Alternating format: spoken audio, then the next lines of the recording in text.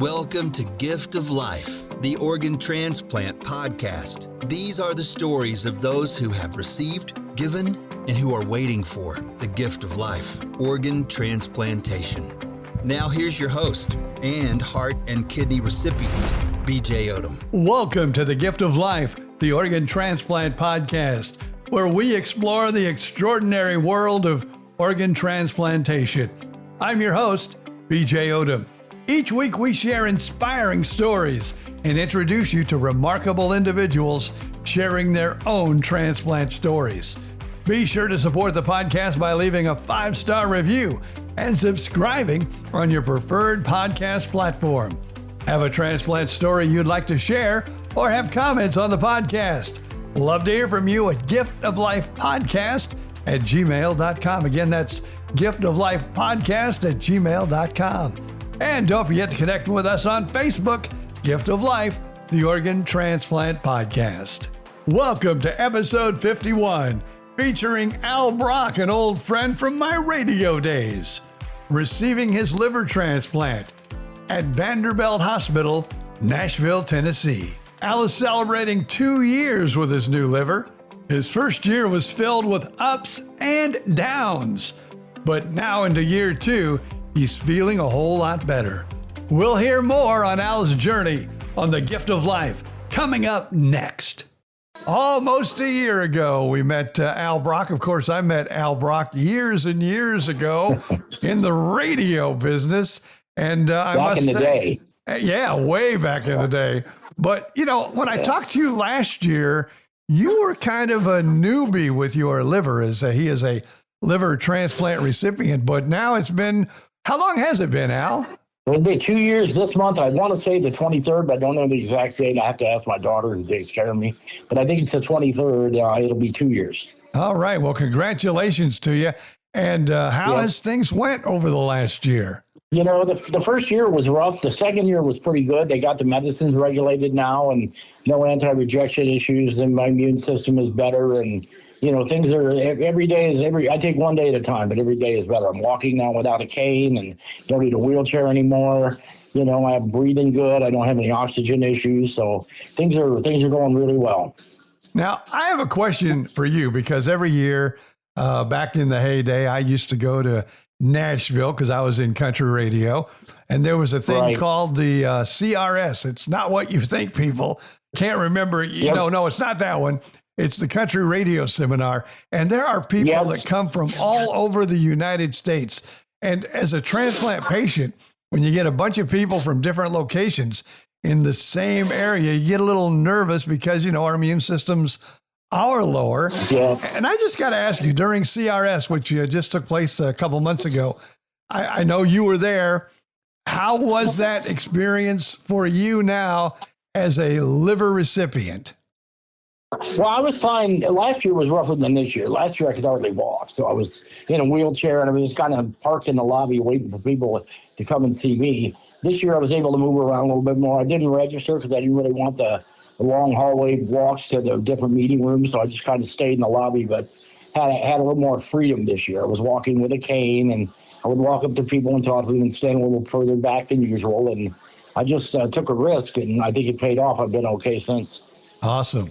Yeah, because I know I've thought about going a few times, and I have actually went after my heart transplant, but I haven't been there since my kidney transplant. And I think, you know, it would be a little nerve-wracking for me, especially, of course, being a Florida boy, because it can get colder there in Nashville. And how was the weather? It's in February. Yeah. You know, it's in February. One year it snowed. This year it was cold. I remember coming inside the building wearing a jacket. It was really, really cold. You know, for inside it's fine, but if you walk outside for any reason, you don't have to walk much because everything's all inclusive in one room. But occasionally people want to leave and go eat somewhere outside of the convention area, or they want to go sightseeing or something like that, and you have to go outside the elements to do that. So it gets pretty cold out there. Well, let's get to your liver journey here, because when was it you were first diagnosed or you knew you had a problem with your liver? Well, I woke up one morning, and it was a Sunday morning. I think it was Super Bowl Sunday. I don't know when it was, 4 or 5 years ago. And My wife was still here then, so it had to be, and she's been dead 8 years, so it had to be longer than that, 8 years now, I guess. And we were sitting on the couch, and everything was fine. And all of a sudden, I got sick and threw up blood, and it was a whole bunch of blood. And then she said, "You're going to the ER." So we went to the ER, and they found out that I had something called, I can't remember, fatty liver disease or something like that. And I'd had an esophageal varices rupture. And those esophageal varices can be life-threatening if they rupture because they can bleed into your stomach. So I went to the hospital. They did what they had to do and sent me back home. And my PCP sent me to a liver specialist at Vanderbilt. I was going to a different medical group at the time. And he sent me to a liver specialist at Vanderbilt who started doing different procedures on me and found out that I had cirrhosis of the liver and liver cancer. And funny because I never drank, and I thought cirrhosis of the liver was attributed only to people who drank. And the doctor said, no, you can get cirrhosis of the liver without being a drinker. And so I wound up getting cirrhosis of the liver and liver cancer. And they put me on the list, a transplant list, which he said it could take, who knows, it could take a year, 2 years, 4 years, 6 months. I mean, just there's no way of knowing. You know, you're on the list, your MELD score is this, and you have to wait until your number comes up. So, and in the meantime, you could die between them. You didn't say that, but I knew that. So they kept giving me these treatments. They called embolizations. They give chemo embolizations to keep the cancer small, because if it got too big, they couldn't operate. So they wanted to keep it small, and they would give me these embolizations, and that would help. And I'd wait and wait and wait. A couple of times I got called from Vanderbilt to go into the hospital because they had a liver for me, and 3 times that happened, and it was a false alarm. They would come in and tell me that the liver they had wasn't compatible. So I had to go back home. And so interestingly enough, during this whole time, I was living my normal life, and I was working part-time at a radio station in addition to my regular job that I do during the week. It was a Sunday morning. I was pulling into the radio station for my 4-hour air shift, and I got a phone call just as I got inside the parking gate, and there was a guy saying, "This is so-and-so from Vanderbilt, and we have a liver for you." And I said, "Today's a bad day because I'm working on the air today." and he said, "Well, you better get here. This is a really good liver." So I called my boss, and I was scared because I only had like 40 minutes before I had to be on the air, and I wanted to yell at me because, I've been yelled at in a long time. I was the one doing the yelling most of the time because I was the boss. But this time it was his turn. So I called him, and I said, but they got a liver for me, and I said, "I can't come in today." And he goes, "Why did you even call me? You should have just gone to the hospital. We'll cover your shift. That's not as important as getting a new liver." So I went to the hospital, sat there for hours, and finally the doctor came in and performed the surgery, and I woke up, 4, 5, 6 hours later in the recovery room with a tube down my throat. And that's my story. Now, did you ever attempt, or did you try? Because I know there are 2 organs that you can have a living donor. One is the liver, because you can take like a piece of a liver and transplant that into another human being. And actually, believe it or not, the liver that you take from one person, that liver will grow back to the full size that it was before in another person. Yeah, and then that liver inside you will also grow. Now, was that ever an option? That was an option, but the way I understand it, that didn't happen. They took a liver of a deceased donor, and apparently the story is, and this is, I heard this, I think I heard this correctly. I could be wrong, but I think I heard this from the doctor correctly, that the donor, if you're getting it from a deceased donor, the donor has to be deceased for less than an hour.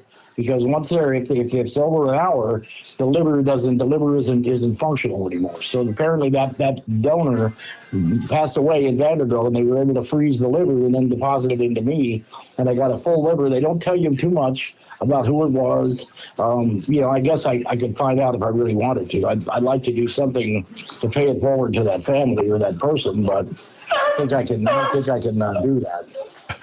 So I was going to say, is that a dog or is that a seal? The dog he's replying. He knows it's dinner time, so he's going to eat his dinner. He wants to be on the radio too, on the podcast. So now, he's a liar. He lies all the time. The last week he chewed up some paper and he'll lie and say he didn't, but he did. So he's a liar. So let's say here now you got your liver, and I talked to you last year, and that first year was pretty rough. And you said now year 2 has been a whole a lot better? Do you have more strength? Oh, yeah. Are you doing more things? Yeah. What's happening? Yeah, it's like it never happened. I mean, this year has been amazing. Last year I had a lot of rejection issues. I had hallucinations when I first got home. I was having trouble with the medicine, in me wasn't driving with my system. So there was a lot of changes. I wound up in the hospital once because I fell down the stairs and broke a couple of vertebrae in my back, and that was because of the medicine caused me to to not know where I was, and I fell down the stairs. It was pretty unnerving for a while. This past year has been a lot better. They've taken me out of the wheelchair. I can walk now. I'm not using a walker or wheelchair. I can walk. I probably couldn't walk a marathon, but I can walk further than I used to. We play trivia on Tuesday nights, and there's this long ramp that you have to walk up to get into the building that we play. And so I walk up the ramp now without using a cane or without using a walker, and I'm able to walk around a lot more and drive my car and do all the things that I used to do within some limitations. But my attitude is it's better to have limitations than to not be here. So that's the way I look at it. I just count with my blessings that I got a second chance. Now, are you back on the radio these days? I know you do record promotions. Yep. Yeah, I do both. I'm going to retire next year. I'm going to retire and kind of make a big deal out of that because I was in radio for 57 years. So I'm going to retire and have some friends come up here and party and all that. But I'm still doing, so what I'll do with the company then, my daughter is my partner. She will take it over and decide whether she wants to continue with it or whether she wants to move on and do something else. It'll be up to her to decide. My radio gig, I'm going to keep. I'm going to do weekends as long as I can. I just want to be on the radio. I don't want to be in management. I don't want to do the programming stuff anymore. I just want to go in and walk in and do my air shift, get my fix, and go home. It's sort of like my drug, it's what I like to do. It makes me happy. Well, so I'm going to do that, and then that's it.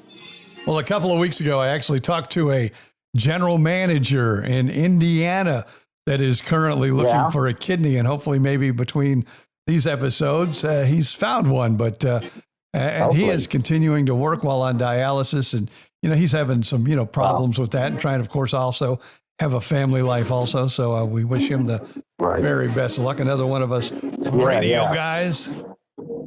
I know us guys. Sometimes we're the ones who can talk about it. We're not the unsung heroes because we can talk about it because we have the voice. A lot of people that get it don't have that voice. Mm-hmm. And so if you know somebody that has liver or kidney issues or heart issues, and you want to be an organ donor, this is a great opportunity to do that. You're really being a hero. And of course, with you receiving a deceased liver, that also means that donor probably, when the family made the decision, saved more than Al Brock. Probably, I think there's up to 7.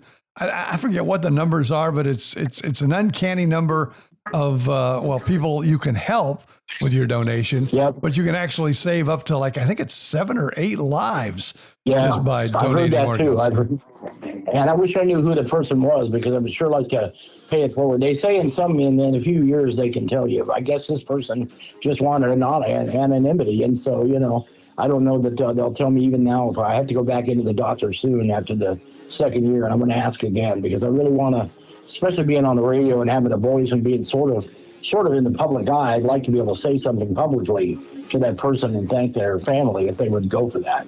I know it's everybody usually sends the thank you letter, and then of course the donor family has the chance to reach out to you.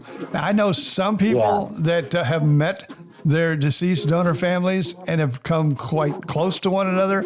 And then there are others that like you would like to know who they are and be able to thank them. And they don't care. And they just want to keep it, kind of to themselves. So. They're anonymous, and that's okay too. Whatever. I know they know who they were, and I know that somebody did that for me, and I'm grateful for it. So I don't look a gift horse in the mouth. I'm really glad to have what I got. And I know now, I am kind of the firm believer, there's nothing you can do about it because obviously something happened to this person, but there are a lot of people that receive organs that have a struggle just due to the fact that they know that someone had passed, before they got that organ. Have you ever suffered or have you kind of been able to accept, that well, this person passed and their family was gracious Well, I had and the giving. rejection. I had the issue in the hospital where, I would be called in and, go all the way down there, get all prepped and ready to go. And then they'd come back and say the donor they thought they had didn't work out or something like that. And I had to go back home. I went through that, but I never went through what you're describing. Okay, I mean, good. when I got the call and it was the actual time to go, there was no letdowns there. I mean, the only letdowns were that I had a little bit of, rejection issues. And then, those they say are rather common. So. Yeah, I think almost everyone at some point in time, especially, it usually happens, like you said, though, you had a lot of problems in the first year where it seems to really happen.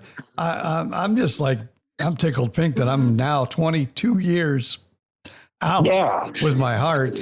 And you've been an inspiration to me. You've been an inspiration to me because you've been through this, and you do a similar thing to what I did in my career. And we've been friends a long time, and you're an inspiration to me because now I have something I have a role model to look up to. Well, I appreciate that. Although mine wasn't the liver, but I know that a transplant is a lot of it's a transplant, and there are ups and there are major organ, and there's ups and downs along the way.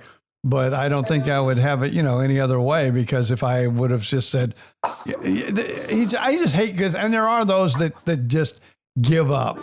And, that's probably one of the worst things. If you are waiting for an organ or you found out that you need a transplant, do not give up, because as you hear on this podcast and others, that, there are people that receive these organs and they live somewhat normal lives. I'm not going to say it's a normal life, but it's as close as you can get. And of course, spending time with your loved ones, that makes it all the more worth it.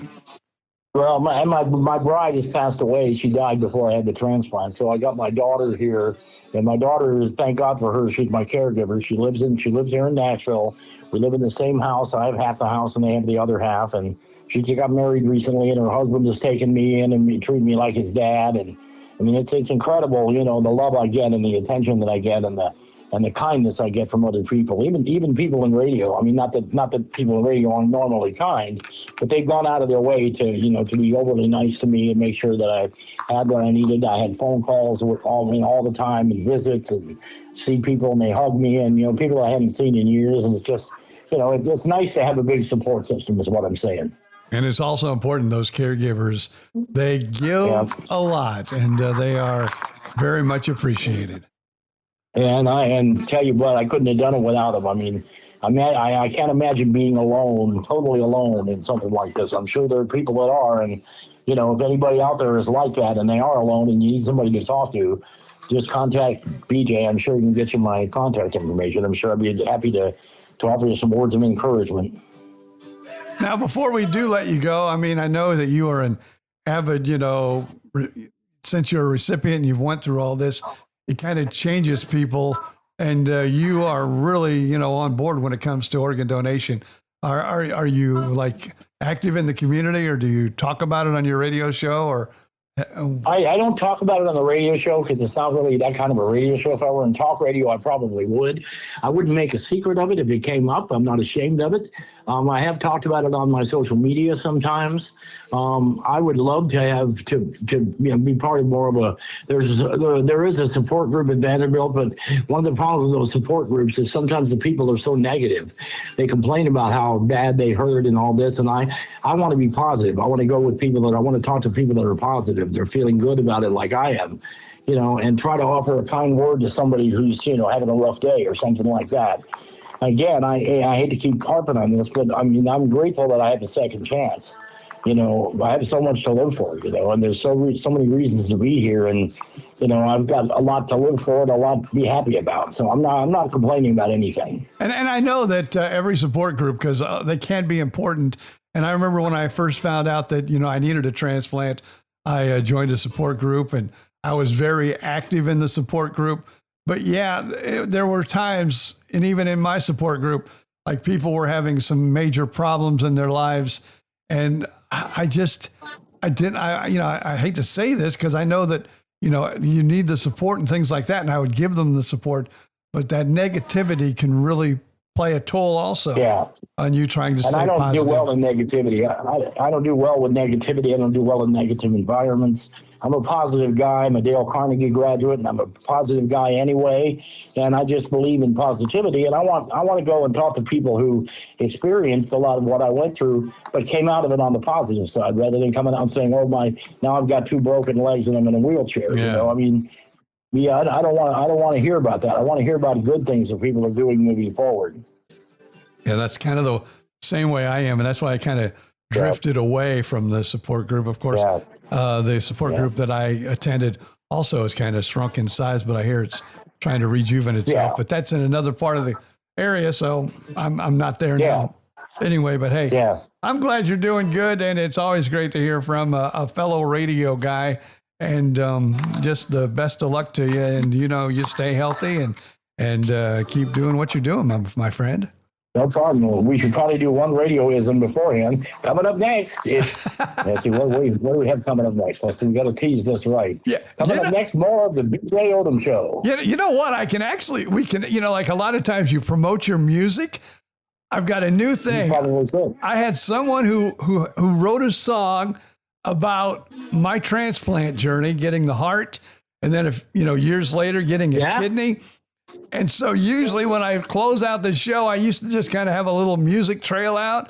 Now I actually play the entire song. So if people want to hang on, they can hear the BJ Odom song for his transplant.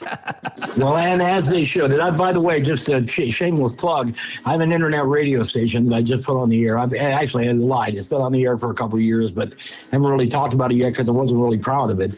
Now I am. It's called rockinhitsradio.com. And it's kind of like a 60s, 70s, and 80s top 40 station. There's no DJs on it yet. I'm working on that, but right now it's all music, and I spend a lot of time with it every day. It's kind of a labor of love for me. I don't make any money with it right now, but it's just kind of something for fun. So if you want to check it out, you listeners out there, I would love to hear some comments. rockinhitsradio.com. rockinhitsradio.com. All right, sounds good. We will check it out, my friend. I appreciate that. And you have yourself an awesome day, young man. Thank you. I appreciate you calling. Thank you so much, Al, for sharing your story with us today. And be sure to join us each week for a new heartfelt episode. And if you have a transplant story, email us, giftoflifepodcast@gmail.com. Again, that's giftoflifepodcast@gmail.com. Follow us on Facebook. And don't forget to like and share this episode with friends and family. And we appreciate your 5-star review on your favorite podcast platform. Another podcast you might enjoy, myself and my former radio partner for years, BJ and Bill, the podcast, all a part of the Podcast Playground Network, home of some of the best podcasters on the planet. Hey, we want to thank you for making this podcast possible. Until next time, I'm BJ Odom.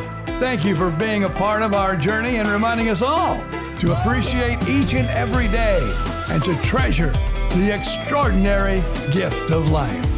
He was running on empty, heart fading fast. Doctor said, man, you ain't gonna last. But a stranger's kindness, a gift so true, turned the night sky into something new. He got a second chance, he got a brand new spark. Like a freight train rolling back from the dark. Gift of life, let the story be told. One heart beats, another takes hold. Give a little, save a soul. Ain't no greater rock and roll.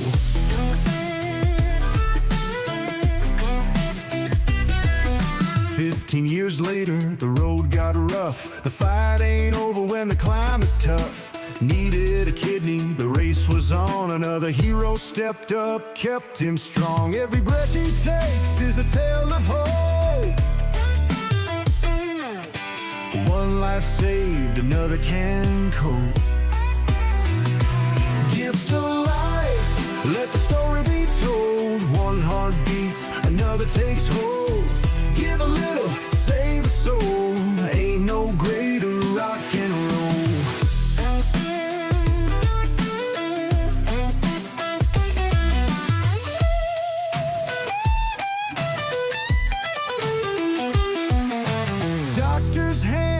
owner's grace, running on down to a brand new place. Second chances don't come twice, but when they do, man, they feel so nice.